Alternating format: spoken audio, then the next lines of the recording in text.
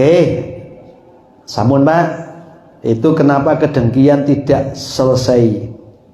Mergo karepe gak keturutan. Hati-hati, wong nek karep gak keturutan terus tetep ae iku jenenge iri. Mulai aku seneng delok Pak Prabowo itu. Seneng. Ketika bersaing dengan Pak Jokowi koyok-koyok. Tapi begitu sekian berapa tahun diangkat jadi Menhan, dia siap untuk membantu demi negara dan bangsa. Berarti hikit nggak ada di situ. Aku melihat positifnya begitu, Pak. Tidak ada jiwa dengki.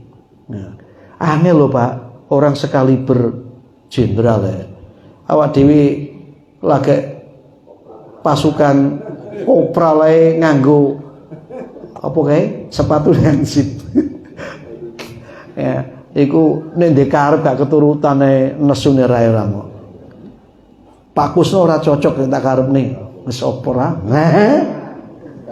Yes. Oke, monggo ada yang ditanyakan? Sebelum ditanya tak baca dulu. Bismillah. Ustadz, dengan adanya sholat subuh ini imamnya di pendopo, makmum di masjid, ibu-ibu apa ini? Ibu-ibu yang makmumnya maksudnya. Softnya dari arah kanan atau kiri. Oh, arah kanan atau kiri. Ini. Di tengah jadi. Iya. Iki Pak Ali sing bisa jawab ini. Ini Pak Ali jawab nih. Nih. Monggo. Mumpung ono ahli ini tarjih bagi-bagi. Monggo. Pak Ali. Nek dia kanone. Enake ngaji bareng ngene lho, Pak. Ya bareng kiai, bareng ustaz, bareng politisi. Ini hanya sekedar ya wawasan. Jadi dulu kan sudah pernah ditanyakan ke Pak Kusno, kalau pendopo ini sudah bagian dari masjid, sebetulnya tidak masalah. Ya karena dulu masjidnya Nabi itu kan kecil, sekarang sudah ada ambrah-ambrah itu kan. Sebenarnya tidak apa-apa. Hanya kalau menurut fikih itu, jangan softnya itu melebihi pintu, jangan melebihi pintu, karena itu nanti katanya tidak tembus. Jadi jangan melebihi pintu tengah atau jendela itu, atau jendela. Jendela itu sebenarnya juga pintu. Sebenarnya pintu itu kan tempat untuk keluar masuk, itu katanya ilmu matek gitu. Jadi jendela itu bisa jadi pintunya lalat, pintunya kucing. Jadi jangan sampai melebihi jendela atau pintu sehingga ada jalan tembus sampai ke imam. Nah, kalau di soft pertama, itu nanti jurusannya itu harus mundur itu kalau mau ke imam. Karena itu dulu di Masjid An-Nur itu kan pintu yang kecil di depan itu dulu tidak ada gitu. Akhirnya karena banyak orang-orang yang sholat di samping ya, akhirnya dibobol pintunya itu, diberi pintu kecil di barat kanan kiri ya. Terutama yang kiri, karena yang kiri itu biasanya softnya itu melebihi imam karena mirip. Ya, karena itu kalau itu khususnya sholat Jumat kan begitu. Ya, kalau sholat biasa ya tidak masalah malah. Ya, karena sholat biasa itu kan tidak harus di masjid. Yang ditanyakan adalah kalau imam di satu ini kan dari tengah sopnya itu. Ini ditanyakan itu dari arah kanan atau kiri karena imamnya di sini gitu. Jadi yang ditanyakan tentang posisi sopnya itu. Misalnya kalau perempuan itu kan di belakang. Kalau yang laki-laki di depan. Ya karena ini tempatnya seperti ini ya itu dianggap darurat, ya nggak masalah. Ya memang kalau kita lihat posisi itu nanti karena jamaahnya di belakang dan agak ke kiri, sehingga nanti kalau dipaskan lurus itu nggak pas ke imam. Nggak pas ke imam. Jadi ini sebetulnya ya tidak masalah ya, karena sekarang ini karena perkembangan jamaah sudah mulai banyak, sehingga masjid itu sudah tidak muat lagi. Kalau sudah tidak muat lagi, ya kalau dibuka katanya Pak Marno biayanya ini ya cukup besar. Ya sebelum dibuka ya nggak masalah gitu kan. Apalagi kalau kita melihat Masjid Jami' Al-Baitul Amin, itu kan berkelompok-kelompok lah, itu gimana? Pintunya banyak itu, tapi jendelanya banyak. Jadi jendela itu juga bisa termasuk pintu.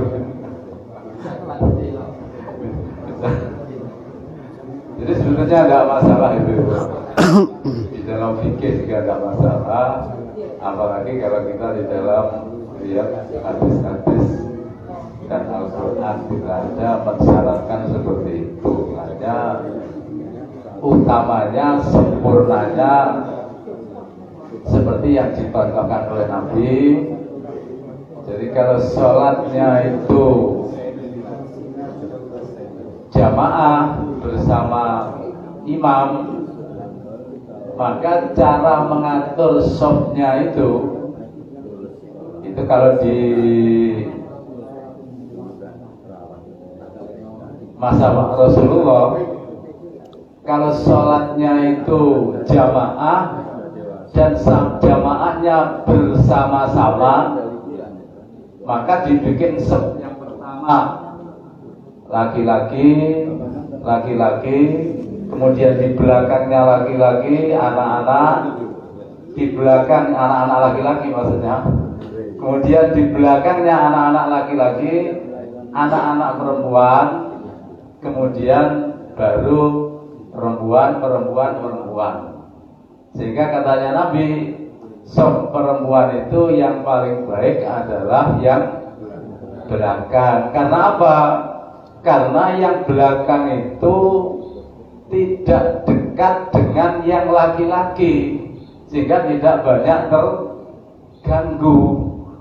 Sehingga dimulai dari belakang itu kalau sholatnya bareng. Nah kalau sholatnya tidak bareng, lalu belakang dulu, ya nanti yang datang belakangan ini melingkah-lingkah banyak orang, itu ya tidak benar begitu itu. Jadi kalau bareng posisinya seperti itu. Dan sekarang ini kadang-kadang jaraknya antara laki-laki dan perempuan itu tidak sambung, sudah diberi jarak gitu. Ya kalau sudah diberi jarak, ya sebetulnya yang perempuan itu ya yang depan itu begitu urutannya, karena sudah ada jaraknya. Ya, kalau dulu itu kan memang tidak ada jaraknya antara laki dan perempuan, sehingga diatur seperti shaf-shaf seperti itu. Nah, sekarang ini kadang-kadang enggak, masjidnya lebar sekali. Kemudian makmumnya hanya 2 shaf di depan. Kemudian perempuannya di belakang, lalu di paling belakang sendiri. Nah ini malah seperti tidak jamaah, itu seperti sholat sendiri-sendiri, terpisah gitu kan. Jadi memang normalnya kalau jamaahnya itu bersama-sama diatur seperti itu. Tapi kalau sudah ada sekatnya lagi dan jaraknya sudah ada antara laki-laki dan perempuan, itu sudah ada batasnya yang agak jauh, ya maka soft perempuan di depan itu juga nggak masalah gitu. Ini masalah soft laki-laki dan soft perempuan,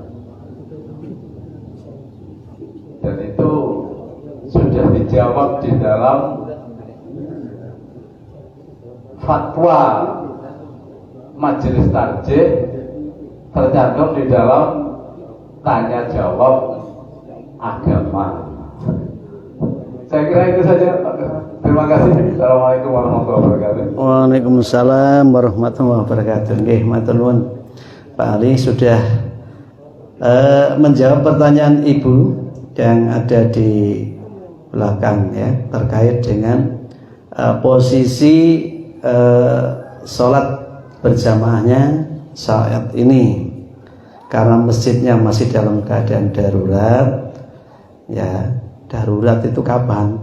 Ya sampai terjadi perubahan.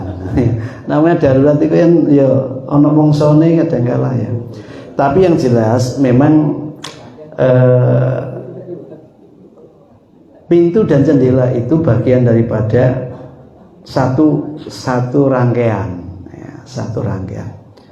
Jadi ibaratnya sampean numpak gerbong ngono ya, gerbong sepur itu ya.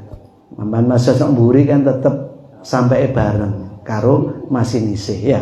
Kan gak ono sing telat ya. Masinis nganan sampai nganan, ini ngiri-ngiri. Walaupun sampean tidak kelihatan masinisnya. Ya, gerbong-gerbong itu loh, mata rangkaiannya kan begitu. Nah, dulu pertama Masjid Nabawi yang diceritakan oleh Pak Ali, ketika Masjid Nabi kan kecil, kemudian perluasan, lalu ada tiang. Nabi mengatakan jangan membuat soft di antara tiang. Nah, tiang kan itu kenapa? Karena itu softnya Anda itu dibatasi oleh tiang. Ya. Itu memang ada riwayat seperti itu, tetapi tidak bisa dimaknai tekstualis seperti itu, harus ada konteksnya. Oh ternyata kalau memang tiang itu merupakan, dan saya kira Masjid Nabawi jenengan delok tiangnya wakeh lebih kerep sana daripada sini ya. Nah, lah ngono kuwi apa enggak nyalahi sunah Nabi itu? Nek merujuk hadis itu tadi. Nah, maka kemudian majelis ulama kita itu menyebutkan dalam keadaan normal di mana masjid itu tidak bertiang, kemudian tidak membutuhkan tiang, kok diadakan tiang? Tadi sampean iku wis ngene Pak. Wah, iki ditunjang maneh wis terus dikai, mergane lurus karo barisan iki dikai. Memberinya ini membuat soft jenengan itu hukumnya makruh. Hukumnya itu makruh. Ya, karena itu dalam keadaan tertentu itu para fuqaha menyebut la ba'sa fi soffi mukhtalifi, tidak mengapa, tidak ada pengurangan ya di dalam soft yang berbeda-beda tadi itu dalam keadaan tertentu. Karena memang modelnya seperti itu ya, model seperti itu. Oke, maka fikih itu tidak diberat-beratkan, tetapi juga tidak dientengkan. Nah, besok misalkan ini Pak sing kono barisane sing wedok iki rada metu nek lawang kene jejer kene ya. Ora trene maksudnya mlebu ya. Nggih mboten napa-napa. Nggih. Jenengan nek jero ya ora apa-apa, darul fitan, bisa menolak adanya fitnah. Nggih, enggak ada masalah. Oke, saya kira itu tanggapan dari Pak Ali.